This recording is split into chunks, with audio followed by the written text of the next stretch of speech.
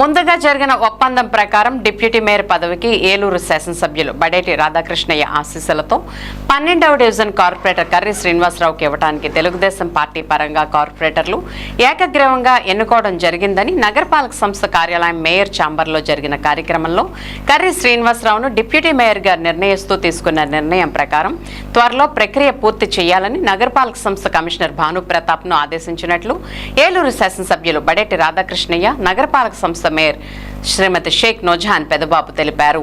ఈ సందర్భంగా MLA mayor Karri శ్రీనివాసరావుకు పుష్పగుచ్చం ఇచ్చి సాల్వా కప్పి సన్మానించి శుభాకాంక్షలు తెలియజేశారు.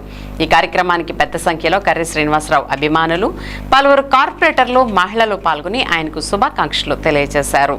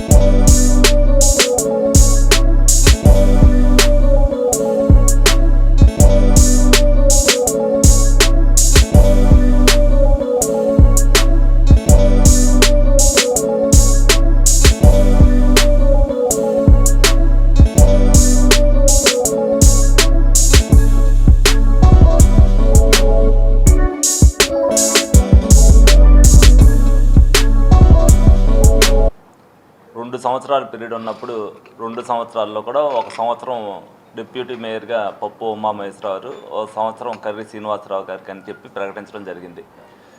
అందులో భాగంగానే అప్పుల్లో ఎలక్షన్ కమిషన్ దగ్గర నుంచి అవన్నీ రావటం, ఇవన్నీ డిలే అవటంలో 4 నెలలు డిలే అయింది. పప్పు ఉమామహేశ్వరరావు ప్రమాణ స్వీకారం చేసేసరికి 18 నెలలే ఉంది. దాన్ని ఇద్దరు కూడా చెరుకు 9 నెలల్లో పంచుకుంటా అన్నారు.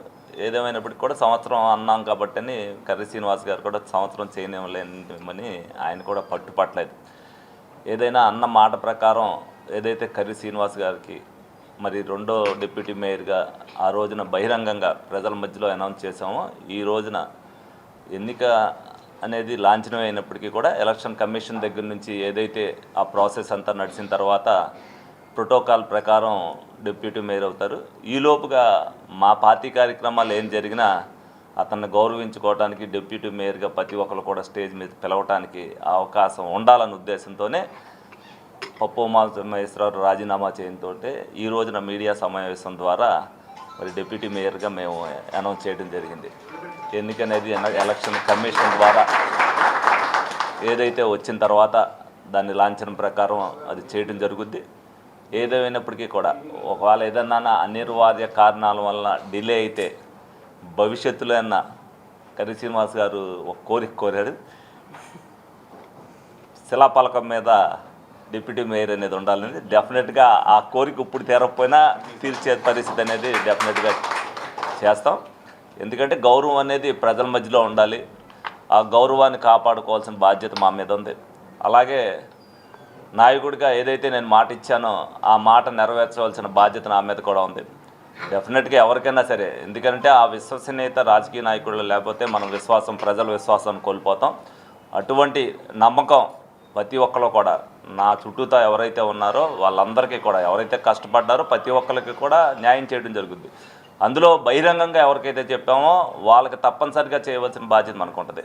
బహిరంగంగా ఎప్పుడైతే మనం చెప్పిన పని చేసామో అప్పుడు నేను ఎవరికైనా కుదిరినప్పుడు చేస్తాను అని చెప్పిన వాళ్ళకి డెఫినెట్గా మనకి చేస్తారు, అవకాశం వస్తే అనేది నమ్మకం వాళ్ళకు కూడా కలుగుతుంది. ఆ నమ్మకాన్ని కల్పించవలసిన బాధ్యత మా మీద ఉంది. కాబట్టి ఈ రోజున ఏదైతే కర్రి శ్రీనివాస్ గారికి ఆ రోజున నేను అన్నానో ఆ మాట ప్రకారం ఇవాళ మరి ప్రకటన చేయడం జరుగుతుంది. తప్పనిసరిగా అతను కూడా అందరినీ కూడా కలుపుకుని వెళ్ళి రాబోయే రోజుల్లో ఇంతకంటే మంచి పదవులు అధిరోహించాలని మనస్ఫూర్తిగా కోరుకుంటున్నాను. అందరికీ నమస్కారం. ఏలూరు మున్సిపల్ కార్పొరేషన్లో సంవత్సర కాలం డిప్యూటీ మేయర్గా పప్పు ఉమామహేశ్వరరావు గారు మరి సంవత్సర కాలం పూర్తి చేసుకున్న సందర్భంగా వారు ఏదైతే మాట ఇచ్చారో ఆ మాట ఇచ్చిన ప్రకారం వారు రాజీనామా చేయడం జరిగింది.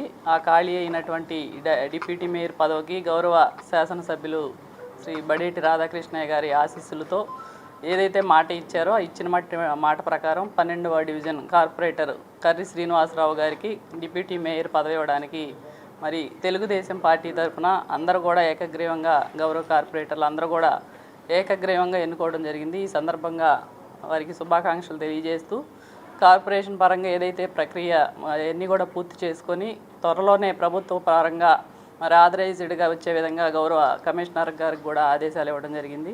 మరి గౌరవ కర్రి శ్రీనివాసరావు గారు కూడా మరి ఏదైతే కార్పొరేషన్ పరంగా గౌరవ శాసనసభ్యులు వారు ఇచ్చినటువంటి ఈ యొక్క మంచి అవకాశాన్ని ఏలూరు నగరాభివృద్ధికి వారు కృషి చేయాలని మనస్ఫూర్తిగా కోరుకుంటూ శుభాకాంక్షలు తెలియజేస్తారు.